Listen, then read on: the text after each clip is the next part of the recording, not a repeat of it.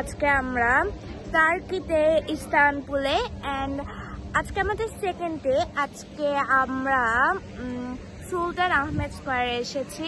আমার পিছে এটা হচ্ছে ব্লু মস্ক এন্ড আই গেস এই আশেপাশে হচ্ছে তোপকাপি প্যালেস এন্ড হাকিয়া সোফিয়া আর কয়েকটা বাজার এদিকে আছে। সো ফার্স্টে আমরা ব্লু মস্কের ভিতরে যাব। So let's go.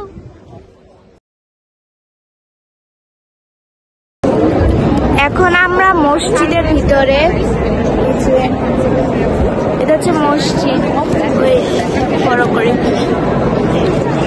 মসজিদের ভিতরে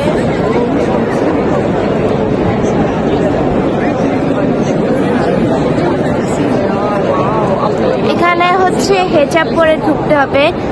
সো আমি হেজাব পরেছি।